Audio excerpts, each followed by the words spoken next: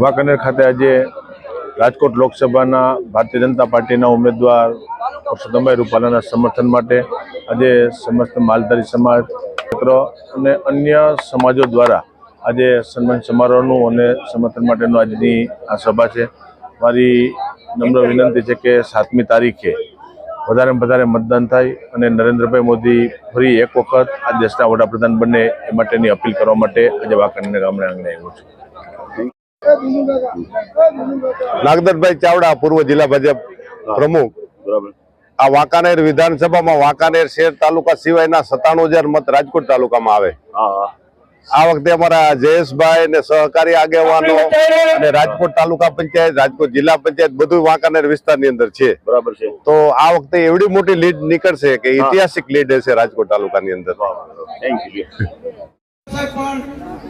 મોહનસિંહ આપણે વિનંતી કરી કે પોતાનું સ્થાન ટૂંક સમયમાં આવે જ છે અને આપ સૌ જાણો છો મિત્રો કે રૂપાલા સાહેબ ના સમર્થનમાં આપ સૌ ભેગા છે કે નાગદાનભાઈ ભલે રાજકોટ છે, ચિંતા એને વાંકાનેરની છે.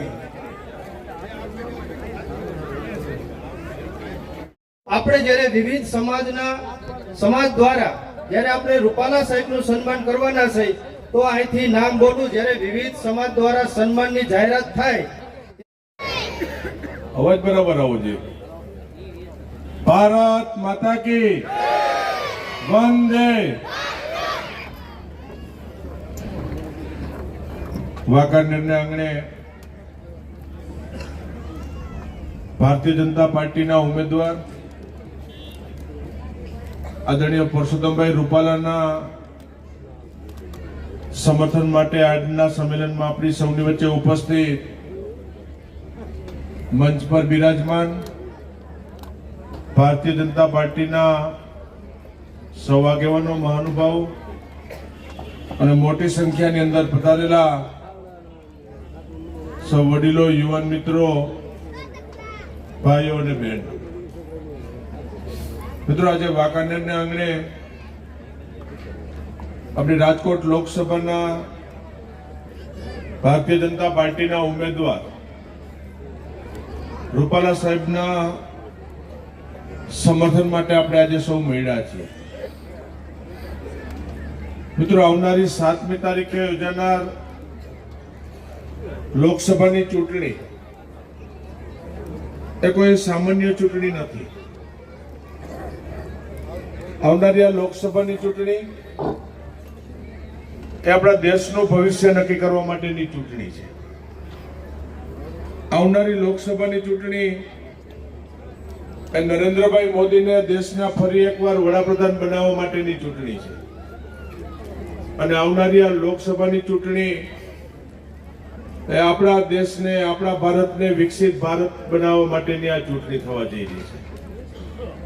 આજે વાંકાનેરને આંગણે એક નમ્ર વિનંતી કરવા માટે આવ્યો છું કે આ ચૂંટણીની અંદર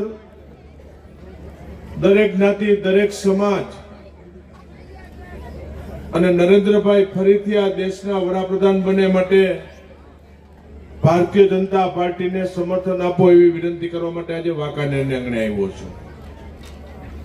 તો જ્યારે દેશ હિતની વાત આવતી હોય, આપણે સૌ એના સાક્ષી બન્યા છે કે 2014ની અંદર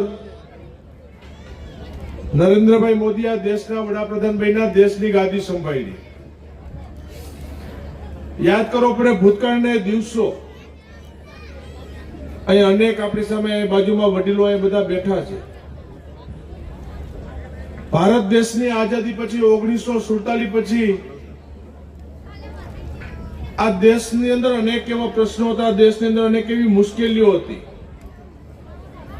અને દેશના લોકોની અપેક્ષા હતી દિલ્હીની ગાદી ઉપર ક્યારે એવો નેતા આવે, વડાપ્રધાન આવે કે દેશના પ્રશ્નોનું નિરાકરણ કરી અને આપણા દેશને મજબૂતીના સ્થાન ઉપર લઈ જાય એવો ક્યારે વડાપ્રધાન આ દેશની ગાદી ઉપર આવે. ને માનું છું કે આપણે ગૌરવશાળી છીએ આ દેશ ભાગ્યશાળી છે કે 2014 ની અંદર નરેન્દ્રભાઈ મોદી આ દેશના વડાપ્રધાન તરીકે આપણને મળ્યા. એમના નેતૃત્વની અંદર અનેકવિધ નિર્ણયો લેવાના કે જે વર્ષોની સમસ્યા હતી, લોકોની અપેક્ષા હતી. 2014 માં નરેન્દ્રભાઈ વડાપ્રધાન બન્યા. 10 વર્ષ 2014 થી 24 સ્વાભાવિક રીતે દેશની અંદર વિકાસ થયો, પણ હું એનાથી ઉપર જઈને એમ કહીશ કે વિકાસની સાથે સાથે આ દેશની અંદર એવા પ્રશ્નો હતા, એને જળમૂળમાંથી એનું નિરાકરણ કામ આપણા દેશના પ્રધાનમંત્રી નરેન્દ્રભાઈ મોદીની ભારતીય જનતા પાર્ટીની સરકારે કામ કર્યું છે. અને દેશવાસી તરીકે આપણને ગૌરવ હોવો જોઈએ કે જે દેશની અંદર રહે છે એ દેશ મજબૂતી રીતે આગળ વધે. અને નરેન્દ્રભાઈનું જે સ્વપ્ન છે કે 2047 સુધીમાં આપણો દેશ વિકસિત ભારત બને, અને એ પ્રમાણે જ્યારે મહેનત થતી હોય, ભારતીય જનતા પાર્ટીની સરકાર કામ કરતી હોય, ત્યારે મિત્રો મારી વિનંતી છે કે આવનારા 5 વર્ષ એ દેશ માટે, દેશના ભવિષ્ય માટે મહત્વના છે. ફરી એક વખત નરેન્દ્રભાઈને આપણે વડાપ્રધાન બનાવવા પડશે. અને જે છેલ્લા 10 વર્ષની અંદર કીધું કે આઝાદી પછીના એટલા વર્ષોમાં કોંગ્રેસની સરકાર હતી, અનેક મુશ્કેલીઓ હતી. કોઈ એક વડાપ્રધાન તરીકે બેઠા હોય 10 વર્ષ એને બરાબર કરતા પણ લાગ્યા, છતાં પણ મજબૂત નેતૃત્વ આપણી પાસે હતું. એટલે 10 વર્ષની અંદર જેવા ખાડા પડી ગયા હોય ને, બુરીને પણ આજે દેશને આગળ લઈ જવા માટે આપણને સફળતા મળી છે. અનેકવિધ એવી સરકારની યોજનાઓ બની, અનેકવિધ મધ્યમ વર્ગીય પરિવાર હોય, ગરીબ પરિવાર, આજે આપણે ગુજરાત સરકાર અને ભારત સરકારની અનેક યોજનાઓનો લાભ આપણે ઘરે બેઠા બેઠા લઈએ છીએ.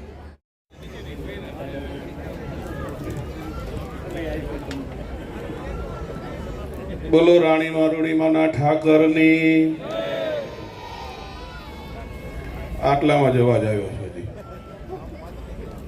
આ અવાજ ઓગાડવાનો એટલે પ્રેમ અને શ્રદ્ધાથી બોલો રાણી મારુણીમાના ઠાકરની, સનાતન ધર્મની, ભારત માતા કી, વંદે માતરમ. મંચસ્થ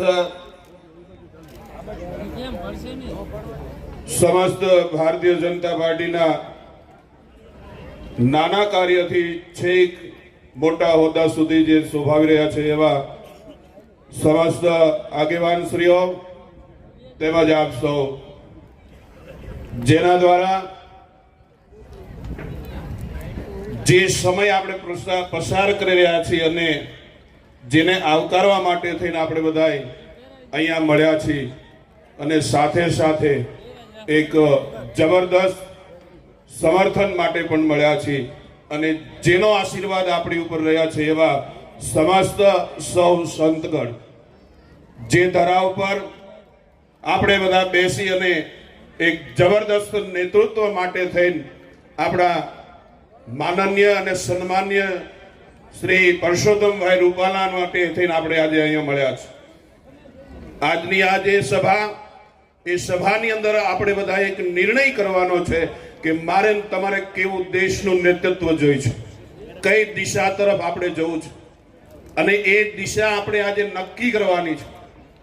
જે 7 તારીખની અંદર જે મતદાન જે થવાનું છે, મારી એક કરબદ્ધ તમને સાધુ તરીકે વિનંતી કે આપણે મતને મતદાન કહીએ છીએ, એટલે દાન કરવું જરૂરી છે.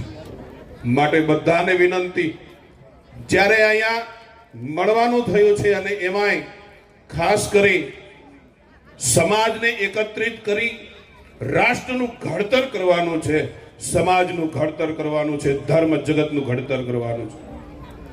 જે દિશા તરફ આપણે બધા જઈ રહ્યા છીએ અને જે દિશા આપણે બધા નક્કી જે કરી છે કેટલા બધા વર્ષોથી, અંદર બહુ જવું નથી કારણ કે હું એ માણસ નથી, પણ જે દિશા તરફ આપણે જઈ રહ્યા છીએ અને એ દિશા આજ હું તમે નક્કી કરીએ.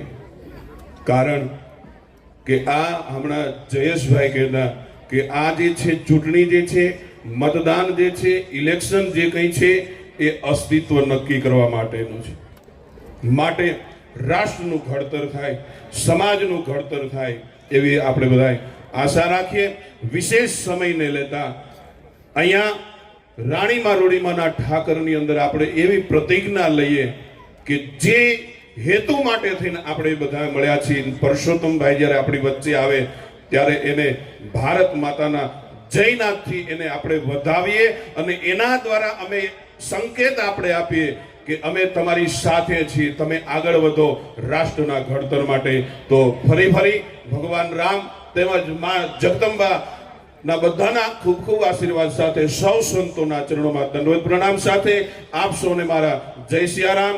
ભારત માતા કી. તમે બધા ખુરશીની જગ્યા રાખી છે, ન હોય તો ખુરશી હજી 500 પડી છે. તમે વ્યવસ્થાને ભાગે તમારી જવાબદારી તમે સમજી અને બધા જે ગેટ પાસે આ ઝાડવા નીચે બેન ઊભા છે એને અમે હાથ જોડીને વિનંતી કરી છે મિત્રો કે આપ સૌ ખુરશી ઉપર આપણું સ્થાન ગ્રહણ કરો. અને હવે હું સાજેન્દ્રને વિનંતી કરું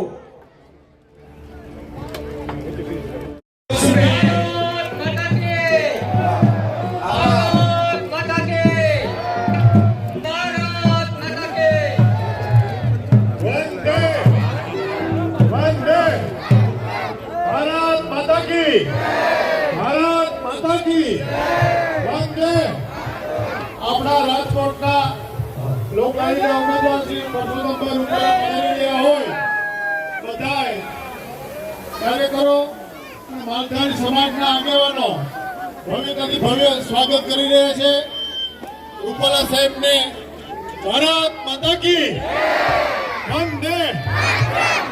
જોરદાર તાળીઓ સાથે આપણે સૌ ઝંડા લહેરાવી અને આપણે માનનીય યશસ્વી વડાપ્રધાન નરેન્દ્રભાઈ મોદીના હાથને મજબૂત કરવા માટે આ ધરતીના આ જિલ્લાના ઉમેદવાર પરસોત્તમભાઈ રૂપાલા સાહેબ પધારી રહ્યા છે. ત્યારે આપણે સૌ જોરદાર તાળીઓ સાથે હૈયાના ઉલ્લાસની હારે બતાવીએ કે મારો બાપ આ હાલારની ધરતી, આ ધરા, આ માનવીઓ તમારી વાટ જોઈને બેઠા છે. જ્યારની જોતા વાત એ માળો માર્ગમાં હામાં મળે ખુલે હૈયાના હાથ પછી કામનો આવે ખુશી કરા.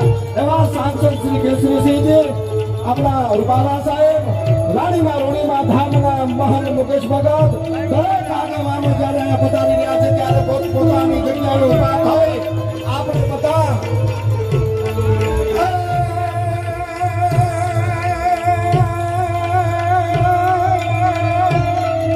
બોલો ભારત માતા કી.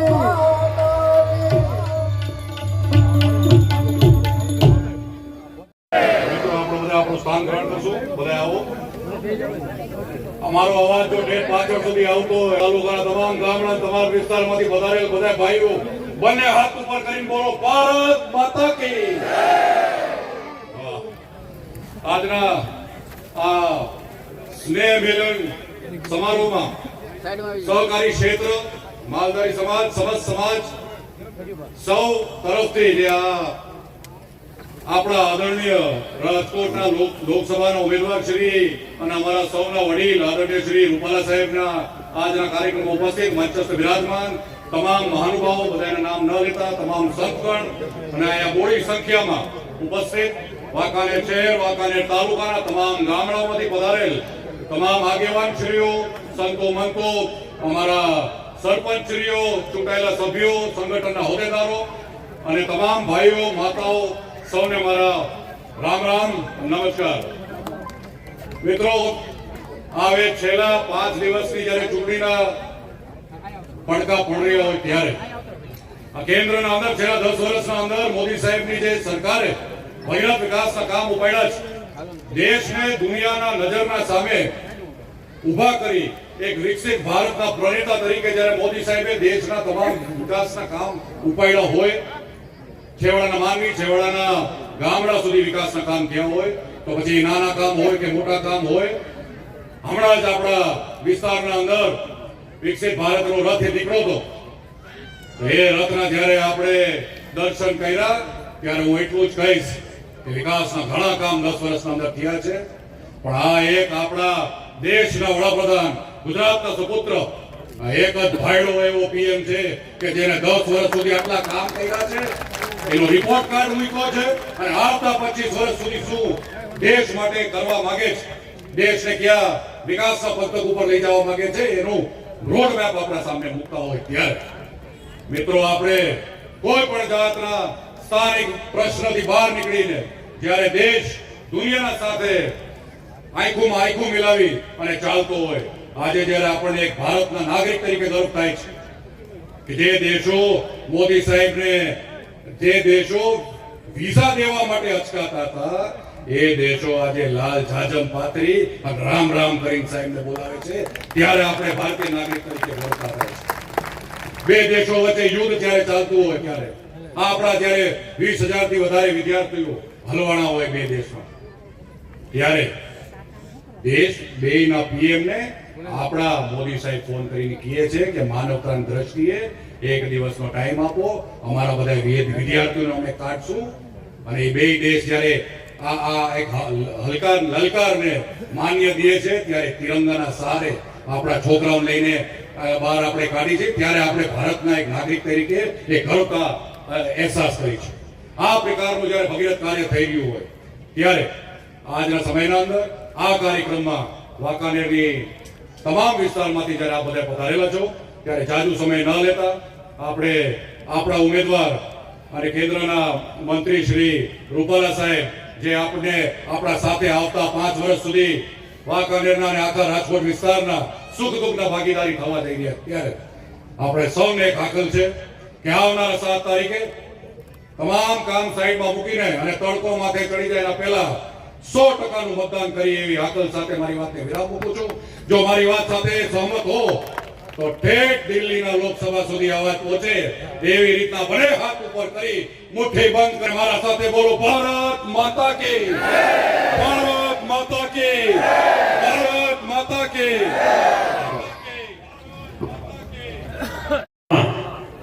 આપણા ઉમેદવાર આદરણીય શ્રી રૂપાલા સાહેબ, આપણા રાજ્યસભાના મેમ્બર કેસરીદેવસિંહજી, અમારા સર્વ મંત્રી અને રાજકોટ ડિસ્ટ્રિક્ટ બેંકના ચેરમેન ભાઈ શ્રી જયેશભાઈ, અમારા પાર્ટીના બધા પદાધિકારીશ્રીઓ, અહીં પધારેલા સંતગણ, સમાજના તમામ આગેવાનો, અહીં પધારેલા ભાઈઓ અને બહેનો, મિત્રો સમય ઘણો થઈ ગયો છે એટલે હું લાંબી વાત નહીં કરું, પણ આપણે 7 તારીખે એવું મતદાન કરવાનું છે કે મશીન હોય ને ગરમ થઈ જાય એવું દરેક ગામડામાં 100% મતદાન કેમ થાય એના માટે આપણે સૌ કાર્યકર્તાએ પ્રયત્ન કરવાના છે. અને વાંકાનેર તાલુકો આપણું જે મેળું છે વર્ષો જૂનું, આ મેળું ભાંગવાનું આ વખતે આપણે કરવાનું છે મિત્રો. કે વાંકાનેર તાલુકામાં ખાદ શા માટે આવે? વાંકાનેર તાલુકામાં કામ કરવામાં સરકારે કોઈ બાકી નથી રાખી. નર્મદાની પાણીથી માંડી કે રસ્તા હોય કે ગમે તે કામ હોય, શિક્ષણ હોય, આરોગ્ય ધામ માટેના આપણને આયુષ્યમાન કાર્ડ હોય, આ બધી યોજનાઓ આપણે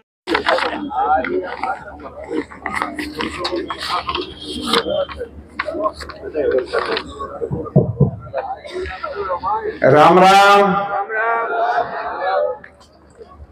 પાછળ અવાજ આવે છે તો પછી મને આવવો જોઈએ. રામ રામ.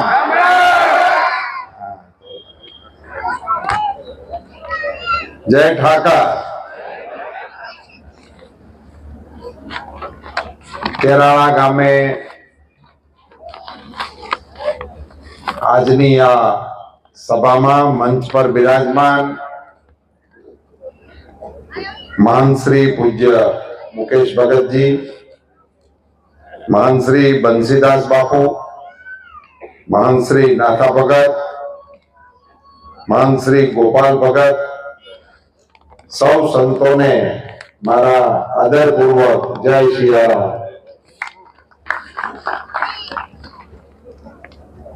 અહીંના રાજવી મારા સાથીદાર શ્રી કેસરીદેવસિંહજી ઝાલા,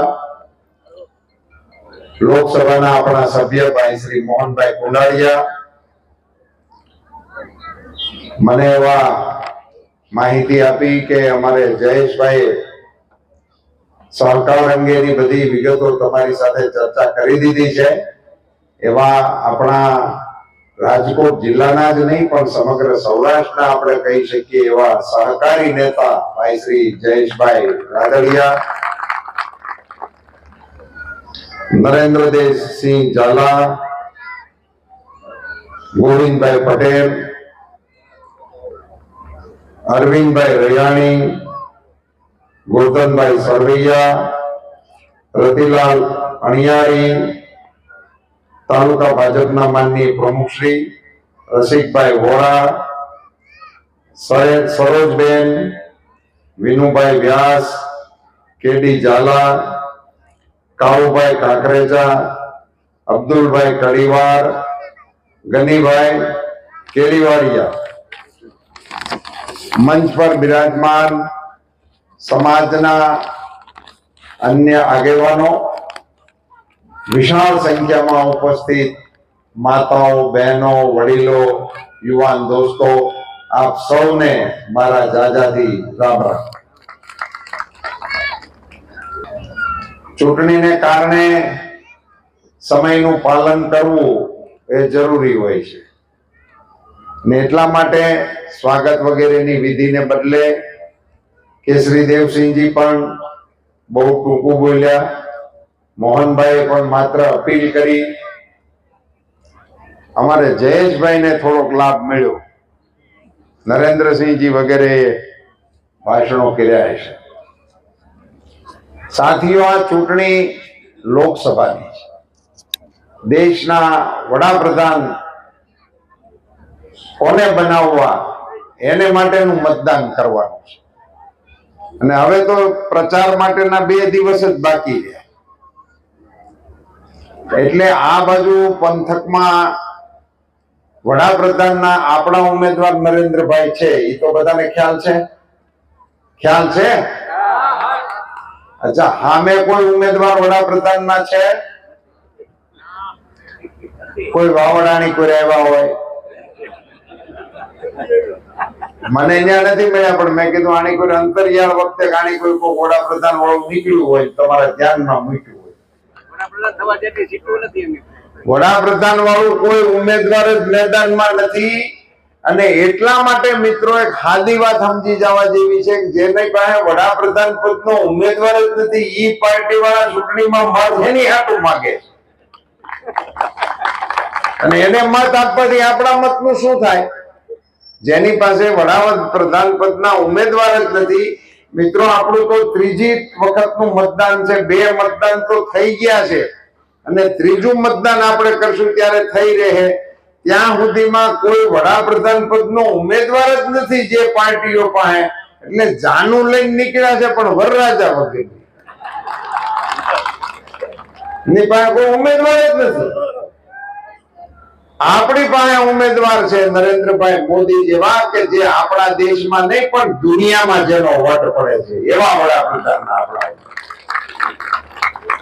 હવે એમની પાસે ઉમેદવારો નથી તો શું કામે એ લોકો ચૂંટણી લડે છે? હમણાં હું મારો એક જૂનો અનુભવ બધી કહું છું. અહીંયા કહું, એક દુકાનની પાસેથી મારે રોજ નીકળવાનું થાય, હું ત્યાં 2-3 મહિના મારા ધ્યાનમાં એવું કોઈ દિવસ ગ્રાહક ન હોય. સવારે નીકળો, બપોરે નીકળો, રોંઢે નીકળો, દુકાનમાં ગ્રાહક જ ન હોય. છોકરાનું ઓળખું એટલે એક દી મેં સમય એ છે ગાડી ઉભી રાખીને મેં કીધું, ભલા તારી દુકાને ગ્રાહક જ નથી આવતા તો તને શું પ્રોબ્લેમ છે? દુકાનનો માલનો જે તારો ધંધો છે અહીંયા ચલણ કે કઈ એમાં અગવડ સગવડ હોય તો ધંધો બદલી નાખવો જોઈએ. બેઠા બેઠા માલની નુકસાની થાય, પૈસા ઘટે, ખર્ચા વધે અને કઈ આવક વગર ટાઈમ જાય એનું બરાબર નહીં. તું હજી નાનો માટી છો, તારે નવો ધંધો કરી નાખવો જોઈએ. તો મને કે કાકા એ વાત સાચી છે, ગ્રાહક નથી આવતા, વકરો નથી થતો, પણ જો હું દુકાન બંધ કરી દઉં ને તો ઉઘરાણી ન પડે. એટલે અટાણે આ બાકીના લોકો જે ચૂંટણી લડે છે ને ઉઘરાણી પતાવવા હાટું છે, ધંધાનું વકરાનું એવું કઈ નથી. હાવ ખાલી લોકોમાં ભ્રમ ફેલાવીને કોંગ્રેસ પાર્ટીની તો મને કેસરી દેવસિંહજી એવું કહેવાનું મન થાય કે આ આઝાદીના 75 વર્ષ પછી કોંગ્રેસ પાર્ટીના નેતાઓ ચૂંટણીના મત માટે કેવા પ્રયોગો કરે છે. એવી નિમ્ન કક્ષાની આક્ષેપબાજી આપણી સરકારની ટીકાઓ, વ્યક્તિગત રીતે મારા માટે ગમે તેવું કેવું, એમ કહીને મત લેવાના. તમે 75 વર્ષ, તમે તો 100 વર્ષ જૂની પાર્ટી છો, તમે 50 વર્ષ હિન્દુસ્તાનનું રાજ કર્યું, તમારા ઘરમાં જ વડાપ્રધાન પદ રહ્યું, તો તમે તમારી સરકારોની કઈક વાત કરો ને કે અમારી સરકારે આવા સારા કામ કર્યા હતા, અમે પાછા આવશું તો આવા સારા કામ કરશું. એને બદલે આપણી સરકારના સારા કામોની ટીકાઓ કરીને લોકોમાં ભ્રમ ફેલાવીને મત લેવાના, લોકોને ઉલટે માર્ગે ચલાવીને મત લેવાના. એક પણ વાત મેં હજી સુધી કોઈ આગેવાનોની એવી નથી સાંભળી કે પોતાની સરકારનું કોઈ સારું કામ ઈ દેખાડીને એમ કે અમે આવા કામ કર્યા હતા એનામાં અમને મત આપો.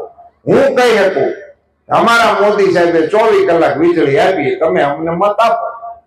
અમે કહી શકીએ, અમે કહીએ કે નર્મદાના પાણી આખા રાજ્યમાં પોગાડવાનું કામ અમારી સરકારે કર્યું, તમે અમને મત આપો. હું કહી શકું કે તમારા અંતરિયાળ વિસ્તારમાં 108 આવે છે તો અમને મત આપો. અમે બનાવી છે, મોદી સાહેબે બનાવી છે. હતી ક્યાંય 108? આપણે કોઈ ડાયલ કરીને ગાડી આવે? ગાડી કોઈ આવે નહીં, કોઈ લઈ નહોતું જતું, અને દવાખાને ન પહોંચ્યા એટલે ગુજરી ગયા એવા કેટલાય ખરેખર આપણે કરી દઈએ. ટાઈમ ન મળ્યો, વાહન ન મળ્યું, મોડું થઈ ગયું, એ બધું આપણે ભોગવેલા છીએ. એમાં ફેરફાર કર્યો નરેન્દ્રભાઈ મોદી સાહેબ, અને એને કારણે આપણને આ બધી સગવડતાઓ પ્રાપ્ત થઈ. તો એની વાત અમે કરીએ છીએ. મોદી સાહેબ વડાપ્રધાન થયા, મિત્રો આપણે ગામડાના નાના માણસો, આ ગાડીઓ ને બંગલા, જેને ઘરની ગાડીઓ હતી, પટાવાળાને પૂછીને વહીવટ કરતા હતા, એને કઈ 108 ની જરૂર નહોતી. એની પાસે તો ફર્સ્ટ ક્લાસ ગાડીઓ હતી, એ તો ગમે એમાં બેહીને વ્યા જતા. આપણને ગામડાના માણસોને, મજૂર માણસોને, નાના માણસોને ટોળું ટક્કર મારીને વીયુ જઈને તરફડિયા મારતા હોય રોડ ને કાંઠે, કોઈ ઉપાડે નહીં. ટોળું ભેગું થયું ને આપણે પૂછીએ શું થયું છે, તો હજી હલે છે. અરે હલે છે તેને કોઈક લઈ જાઓ, તો કોઈ લઈ ન જતું. હું કામ ખબર છે? લઈ જાવ તો પોલીસ એને પૂછતી તું હું ન્યા કરતો. આમાં કોઈક લઈ ગયા છે ને અનુભવી થયો હોય છે. હવે આવી બધી કપાઈ નથી આપણે ત્યાં. ઈ આ કોંગ્રેસ વાળા યાદ નથી કરતા કે અમારા રાજ્યમાં આવું બધું હાલતું. હું તો 80 નો ચૂંટણીઓ સભાઓ કરું છું. સભામાં હું ગયો ને 3 ની આ સભા હોય તો ચાલુ ભાષણમાં લાઈટ ગઈ જ હોય એકાદી વખત. વાંથી સીટી ઓગળી જ હોય કે એ ગઈ. હું અમારા આગેવાનોને, જિલ્લાના આગેવાનોને મેં ચીઠીઓ લખેલી છે કે કોઈ મોટા નેતા આવે ને તો લાઈટ જાય તોય માઇક હાલે એવું કઈક વ્યવસ્થા કરજો. તો ગામડામાં કઈ ન હોય તો ટ્રેક્ટર ઊભું રાખતા પડખે, એમાં છેડા આપે, માઇક હાલે, અંજવાળું ન હોય હાલે, વાત સાંભળે ને. આ બધી વ્યવસ્થાઓ આપણે ભોગવી હતી કે નહોતી ભોગવી? પાણીની શું વ્યવસ્થાઓ હતી? ટેન્કર, ડંકી. હવે કોઈ ડંકી સાંભળે છે? આ નવા ધારાસભ્યો બધા ભાગશાળી છે, આ બધા આગેવાનો. મેં તો ધારાસભ્ય તરીકે મને ડંકીનું ઉદ્ઘાટન કરવા લઈ ગયા કે સાહેબ પરામાં દાર કર્યો છે ને ટોપરા જેવું પાણી આવ્યું છે, ગામે નક્કી કર્યું છે ધારાસભ્ય લઈ જાઓ. ડંકીનું ઉદ્ઘાટન કરાવવાનું ભલામાં. અને ડંકીઓ કેવી છે? 250 ફૂટના દાર હોય, 8 આનીનો સળિયાનો હરિયો હોય, 200 ફૂટનો. 2 જણા દાંડકે ટીંગાઈ દાંડકો હેઠો આવે. એકલી બેન તો પાણી ભરવા ન જઈ શકતી. આ બધું આપણે ભોગવેલું છે આ કોંગ્રેસના પાણીની વ્યવસ્થાના કાળમાં. અને એના મંત્રીઓ વિજેન્દ્ર જયેશભાઈ એવું બોલતા કે અમે ગઈ સાલે 3500 ડંકી કરી હતી, આ વર્ષે અમારી સરકારે ઉદારતાથી 1000 ડંકી વધારે કરવાની. ડંકી કોઈ વ્યવસ્થા છે? આપણને 50 વર્ષ ચલાવ્યું ભાઈઓ. કોઈ આની ખેવના નહોતી કરીને ટેન્કર હાલતા હતા ગામડાઓમાં. આમાં જૂના આગેવાનો બેઠા છે, એને અનુભવ પણ હશે. ટેન્કર મંજૂર થયા હોય 5-6 રોજના ફેરા, એ ગામમાં ક્યાં પડતા હતા, કેટલા પડતા હતા, એ જેટલા પડ્યા ન પડ્યા એ રામ જાણે, પણ બિલ હોય 100% પડતા. આવા બધા પ્રકારનું શાસન આપણા દેશમાં આપણે ભોગવતા હતા. અહીંયા સરપંચ નું નામ આવ્યું, સરપંચ કોઈ છે સામે બેઠા હોય એમાં? ખમા. કયું ગામ? મહિકા. શું નામ આપનું? હનીફભાઈ. તમારા ગામમાં નાણાં પંચના કેટલા રૂપિયા આવ્યા? 17 લાખ રૂપિયા ભાઈના ગામમાં આવ્યા. નરેન્દ્રભાઈ મોદીએ મોકલેલા એમ કહેવાનું. અગાઉ કોઈ મોકલતું નહીં. મોદી સાહેબના 17 લાખ રૂપિયા મૈકા ગામની અંદર આવ્યા એમના સરપંચ આ સભામાં કે છે. સભામાં આવું ન પૂછાય, આ તો ચૂંટણીની સભા છે. હવે ધારો કે મેં અમને પૂછ્યું હોય ને એને એમ કીધું છે 2 વર્ષથી કઈ એવું નથી, તો મારે ગાડીઓ ક્યાં ગોતો થાય. પણ મને મોદી સાહેબના વહીવટ ઉપર ભરોસો છે, એટલે હું ચૂંટણીની સભામાં પણ સરપંચોને પૂછી શકું કે કેટલા રૂપિયા પહોંચે. આને બદલાવ કહેવાય. દિલ્હીથી રૂપિયો નીકળે એમના મહિકાના પાદર સુધીમાં 17 લાખ ને કોઈ અડી ન શકે. ધીરુભાઈ સરવૈયા એના કાર્યક્રમોમાં એવું કહે છે કે આ મોદી સાહેબની સરકારના પૈસા અને યોજનાઓની બધી છે ને એ આપણા અન્નકોટના ભોગ જેવી છે. મજા આવે, જોવાની બહુ મજા આવે, પણ ખવાય નહીં, એને અડાય નહીં. એ જેના હોય એની પાસે જાય. મોદી સાહેબ વડાપ્રધાન બન્યા પછી હનીફભાઈ સરપંચોના એકાઉન્ટમાં સીધા પૈસા આપવાનું શરૂ થયું. આઝાદીના 75 વર્ષ પછી સરપંચો ઉપર ભરોસો મૂકવા વાળા પહેલા વડાપ્રધાન નરેન્દ્રભાઈ મોદી. હવે આ સભામાં મારે બીજું કઈ કહેવાની જરૂર નથી. મોદી સાહેબે સરપંચો ઉપર ભરોસો મૂક્યો છે, હવે વારો સરપંચોનો છે. 7મી તારીખે એને મોદી સાહેબ ઉપર મૂકવો, તો વ્યવહારિક વાત છે ને. અને અમે વ્યવહાર ભરીને ટિકિટે તમારી પાસે મત માંગવા આવ્યા. પહેલો વ્યવહાર અમે કર્યો. હવે એ સરપંચના ગામમાં ખેડૂતો રહે છે ને, આમાં બધા ખેડૂતો છે, બધા ખેડૂતો જ છે. તો સરપંચના ખાતામાં પૈસા આવે એમ ખેડૂતના ખાતામાં પૈસા આવે છે. કરો હાથ ઊંચા. આ બધાના ખાતામાં આવે. જેના હાથ ઊંચા નથી થયા ને એને ખાતા નથી, બીજું કઈ વાંધો નથી. હાથ બારમાં નામ ન હોય એટલે નથી આવતા, બાકી જેને હાથ બાર હોય એના ખાતામાં પૈસા આવે છે. અને કોઈ ઉઘરાણી કરવાની નહીં, કોઈ અરજી કરવાની નહીં. સરપંચોએ તલાટીને, કલેક્ટરને, મામલતદારને કોઈની પાસે જવાનું નહીં, કોઈની પાસે અરજી કરવાની નહીં. એના હકના પૈસા છે, ગામ માટેના પૈસા છે. ગામડાનો ભાગ ભારત સરકારની અંદર નક્કી કરવાનું કામ નરેન્દ્રભાઈ મોદીએ કર્યું, એટલે પૈસા આપણી પાસે. અને પૈસા મોકલવાની સિસ્ટમ ત્યાંથી બટન દબાય, અહીંયા એમના એકાઉન્ટની અંદર પૈસા આવી જાય. વચેટીઓ કોઈ નહીં. અટાણે જે આકરે પાણીએ વિરોધ પક્ષ વાળા આટા મારે છે ને, મૂળ આ કમિશન ખાધા છે ઉભે ગળે, ઈ બંધ કર્યું છે મોદી સાહેબ. એના વડાપ્રધાન રાજીવ ગાંધી પોતે બોલેલા કે હું દિલ્હીથી રૂપિયો મોકલું છું, પણ ગામમાં પોગતા 15 પૈસા થઈ જાય છે. વર્ષમાં 85 પૈસા ખવાઈ જતા હતા, ચવાઈ જતા હતા. હવે ત્યાંથી રૂપિયો નીકળે, ઈ પૂરેપૂરો રૂપિયો ગામની અંદર આવે.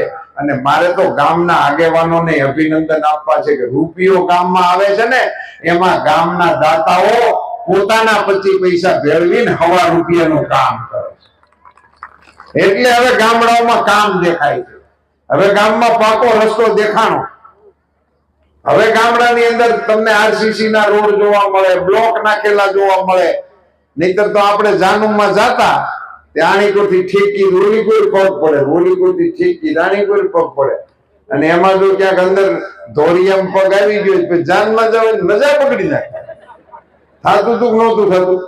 વરઘોડામાં હાલ્યા જતા હોય ગીરદી ખબર ન રહે, વિષમાં ધોર્યો હોય. હવે આ બધી સગવડતાઓ આપણને મોદી સાહેબને કારણે મળી. મિત્રો, આને તંત્રની અંદર બદલાવ કર્યો કહેવાય. કરપ્શન બંધ થયું, દિલ્હીથી નીકળેલા પૈસા ગામડા સુધી પહોંચવા માંડ્યા. એનું સાચું કારણ મારે આજ તમને કેવું છે મિત્રો. સાચું કારણ એ છે કે તમે બધાએ કમળમાં મત આપવાનું શરૂ કર્યું, એટલે આ બધી ગરણીઓ બંધ થઈ અને દિલ્હીના પૈસા આપણા સુધી પહોંચ્યા. એને કારણે આ બંધ થયું છે. કોઈ દિવસ આપણા મગજમાં એવી કલ્પના હતી મિત્રો, દવાખાનું આવી પડે ઓચિંતાનું, અને એનું તો કોઈ તિથિ ટાઈમ હતો નહીં કે ભાઈ આવતા શ્રાવણ મહિનામાં તમારે હાર્ટ એટેક નું ગોઠવવાનું. એવું તો કઈ એનું આવતું નથી ટાઈમ ટેબલ. એ તો અડધી રાતે અટેક ની આવે.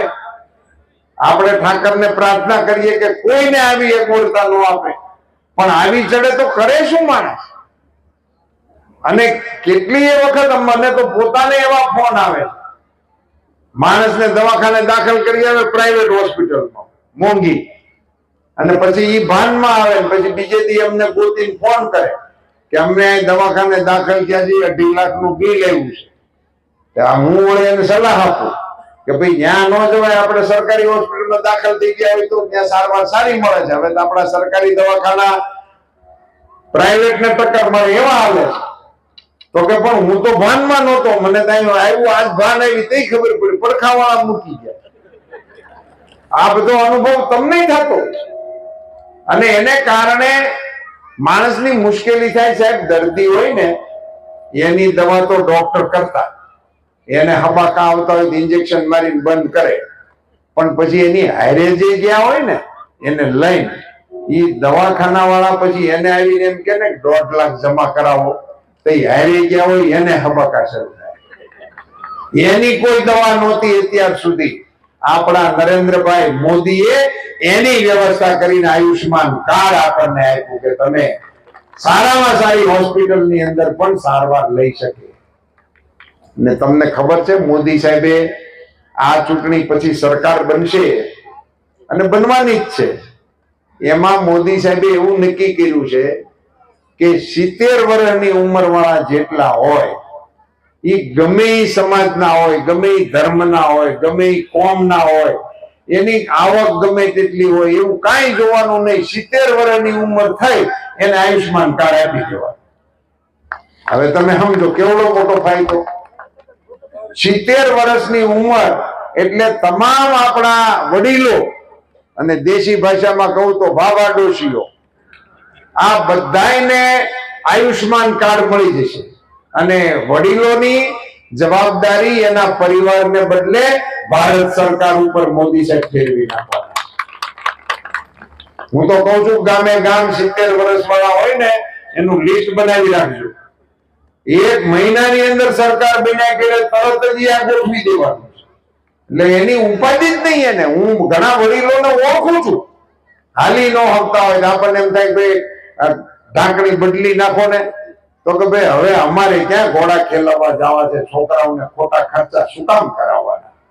વડીલો એના બાળકોની ઉપર ખર્ચો ન આવે, એના પરિવારની ઉપર કરજ ન થાય, એટલા માટે થોડી ઘણી માંદગી હોય ને એ ભોગવી ચલાવી લે છે. એને માટે મોદી સાહેબે 70 વર્ષની ઉંમરના માટે આયુષ્માન કાર્ડ દાખલ કરવા માટેનો પ્રયાસ કર્યો છે. સાહેબ, આવી રીતે જે માણસ સરકાર ચલાવતા હોય, 18 કલાક કામ કરે, આપણે નથી કરતા ઘરનું કામ, એ દેશનું કામ 18 કલાક કરે. હું સાહેબ મોદી સાહેબને 30 વર્ષથી એમની હારે ઓળખાણમાં છું. નરેન્દ્રભાઈએ આ 14 વર્ષ આપણા અને 10 વર્ષ ભારતના 24 વર્ષથી સરકાર ચલાવવાનું અઘરું કામ કરે છે. એમાં 1 દિવસની રજા નથી લીધી. 1 દિવસની રજા નહીં. રજા તો નથી લીધી, ફરવા નથી ગયા, એ તો અલગ વાત, પણ કાળિયા ઠાકરની કૃપા કે 1 દિવસની એમને માંદગીએ ભગવાને. આવી રીતે જે માણસ આપણું નેતૃત્વ કરતા હોય અને આપણા દેશનો ઝંડો વિદેશની અંદર વટની હારે ફરકાવતા હોય. કેસરી દેવસિંહજી બતાવતા હતા ને કે યુક્રેનની અંદર આપણા 20,000 છોકરાઓ ફસાણા હતા, વિદ્યાર્થીઓ, નાના થોડા ને ઘણા 20,000. એને બધાને એના પરિવાર હારે ભેગા કરી દીધા. એક છોકરાને અજાકજા ના થવા દીધી. ત્યાં તો ધીંગાણું હજી હાલે, હજી બંધ નથી થયા. પણ આપણા દીકરા દીકરીઓને બોલાવી લીધા. એ છોકરાઓ બહાર નીકળ્યા હતા, એને મેં પૂછ્યું તમે આ બગડાટીમાંથી નીકળ્યા કેમ બહાર? ત્યારે એ છોકરાએ મને એમ કીધું હતું કે અમને આગલે દિવસે સૂચના મળી ગઈ હતી તમે તિરંગો ઝંડો હાથમાં લઈને નીકળજો, તમારી ઉપર કોઈ ફાયરિંગ નહીં કરે. મિત્રો, આને આપણા ઝંડાનો વટ કહેવાય કે ન કહેવાય? આને ભારતનો વટ કહેવાય કે નહીં? આને મોદી સાહેબનો વટ કહેવાય કે નહીં?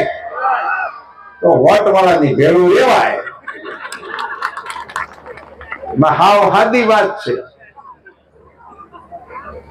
અને તમને બધાને 22 તારીખે ખુશી થઈ હતી કે નહીં? જે દિવસે રામ પોતાના મંદિરની અંદર પ્રવેશ્યા તેથી જલસો કર્યો હતો.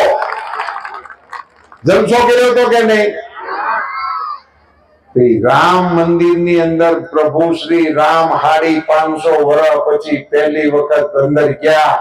અને બીજી તમને માહિતી આપું, ખાલી રામ મંદિરમાં ભગવાન ગયા અને એની પ્રાણ પ્રતિષ્ઠા થઈ 22મી જાન્યુઆરી, એટલું જ નહીં, આપણું પાવાગઢ હતું, મહાકાળીનું મંદિર. અને તમે દર નોરતામાં ગીત ગાયા રાખતા હતા, પાવા તે ગઢથી ઉતર્યા માં પાવા વાળી રે, માં પરવરિયા ગુજરાત પાવા વાળી રે. પણ ત્યાં ધજા નહોતી ચડતી. 500 વર્ષ પહેલા એ શિખર તૂટી ગયેલું હતું, એની ઉપર ધજા નહોતી ફરકતી. આપણા વડાપ્રધાન નરેન્દ્રભાઈ મોદીએ પાવાગઢ ઉપર ધજા ફરકાવી. મિત્રો, આપણા વડાપ્રધાન આવું કામ કરતા હોય તો એની પીઠ થપથપાવવી જોઈએ કે ન થપથપાવવી જોઈએ? કહો. સારું કાંઈ કોઈ કામ કરે તેની પીઠ થપથપાવવી જોઈએ કે ન થપથપાવવી જોઈએ? તો પાછા ક્યાંક મોદી સાહેબ ની ભેગા થાવ ત્યાં વાહામાં કરવા જતા.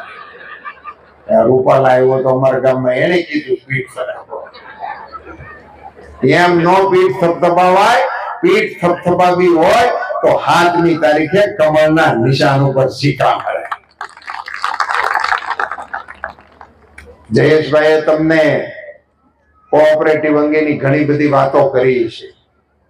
જયેશભાઈના પિતાશ્રી વિઠ્ઠલભાઈ ઈ જ્યારે ડિસ્ટ્રિક્ટ બેંકના ચેરમેન હતા ત્યારે હિન્દુસ્તાનની અંદર, આપણા રાજ્યની અંદર નહીં, હિન્દુસ્તાનની અંદર એને પહેલી વખત ખેડૂતોને 0% લોન આપવાની શરૂઆત કરી. અને હવે તો પછી એના ચીલા ઉપર આપણી સરકારો આવી અને આખા દેશની અંદર, આખા રાજ્યની અંદર, આપણા રાજ્યની અંદર ખેડૂતોને 0% કેસીસી મળે છે.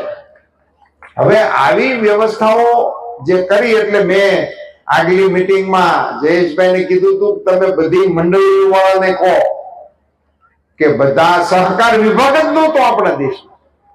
મોદી સાહેબે સહકાર વિભાગ બનાવ્યો. મોદી સાહેબે આપણા માટે આપણા પ્રાણીઓના દેખરેખ માટે પશુપાલન વિભાગ બનાવ્યો. અને એને કારણે ગામડાની અંદર ભારત સરકારના કામો આવ્યા. તો નવો વિભાગ સહકાર આખો મોદી સાહેબે બનાવ્યો. તો સહકારના અંદર જોડાયેલા બધાની જવાબદારી છે કે એને 100% મતદાન કરવું. તો 10 વાગી ગયા છે તોય 100% મતદાનની વાત તો થાય. કારણ કે મતદાન તો વધારવાનું જ છે ને આપણે ભેગા થાય. એટલે બધી મંડળીઓ વાળાને મારી આગ્રહ છે કે તમે મંડળીઓ વાળાએ આખી મંડળીના તમામ સભાસદોનું મતદાન થઈ જાય પછી પ્રમુખે વિડીયો બનાવવાનો કે મારી મંડળીએ 100% મતદાન કર્યું છે. આ વખતે સહકાર વિભાગમાં આપણે આવું કરવું. દૂધ મંડળીઓ વાળાએ પણ એવું કરવાનું. દૂધ મંડળીના પ્રમુખ હોય એને એના તમામ સભાસદોનું મતદાન કરી પછી 100% મારા મંડળીના એ મતદાન કરી દીધું છે. સરપંચોએ એની આખી ટીમનું મતદાન કરીને કહેવાનું કે અમારી પંચાયતના તમામ સભાસદોએ 100% કર્યું છે. 100% મતદાન કરવાના કાર્યક્રમને આપણે જોડાવવું જોઈએ, કારણ કે અયોધ્યામાં રામ આવ્યા પછી પહેલી વખત આ ચૂંટણી આવે છે. એટલે કમળના બટન ઉપર 3જા નંબર ઉપર 7મી તારીખે સવારમાં 7 વાગ્યામાં એવી રીતે બટન દબાવો કે મશીનમાંથી જય શ્રી રામ બોલાઈ જાય. દબાવશો? જય શ્રી રામ, જય શ્રી રામ, ભારત માતા કી. अब की बार धन्यवाद. હવે આપણે આપણા લોકરાયના ઉમેદવાર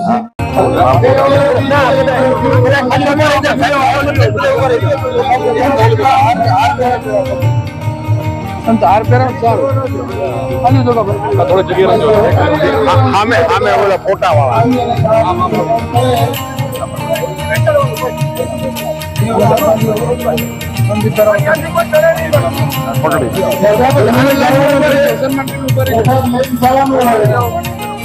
મંદિરનો પ્રસાદ છે એટલે મંદિરે બધા જમીન થવાનું છે. લાઈન માં બધા મળતા રહી આવો, લાઈન માં ઉભા રહી પ્રસાદ હોય એટલે કામ લાઈન માં ઉભા રહી જાય. બોલો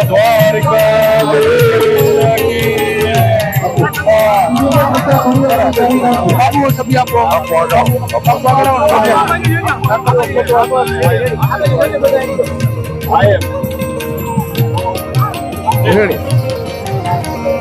લાઈન માં ઉભા રહી બધા મારા ભાઈ રાણીમાં રૂડીમાં ના દર્શન થઈ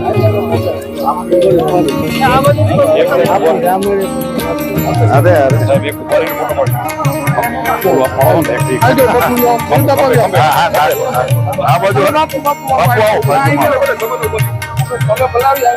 થોડાક જગ્યા કરો.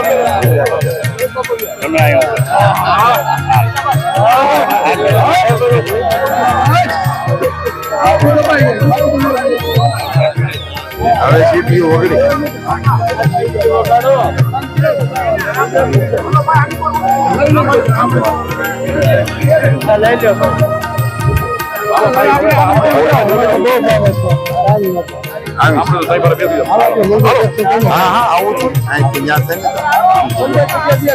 અમે તો સીધા આવવાના હતા પણ 10 વાગી જાય એટલા માટે.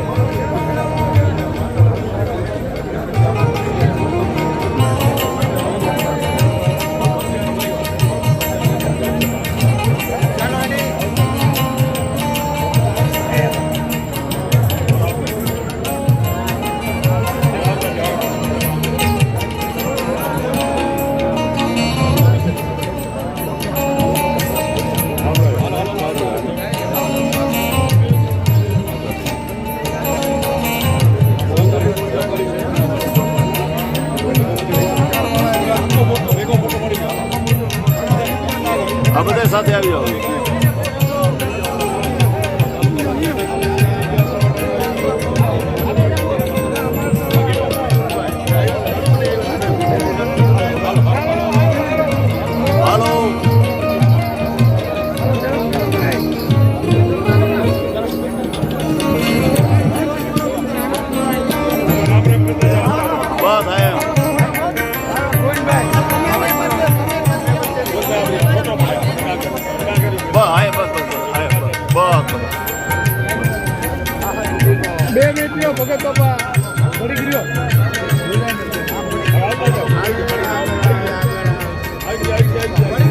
હાલો હાલો આયો.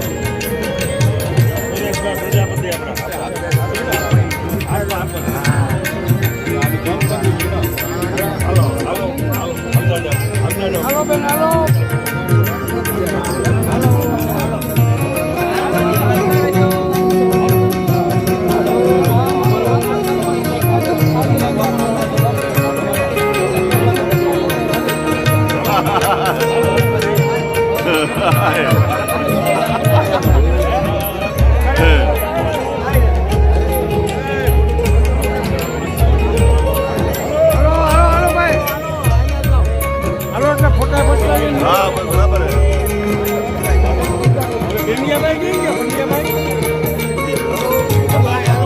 હાલો હાલો હાલો. બસ આ બધા આવી જાઓ. બધા સાથે આવી જાઓ.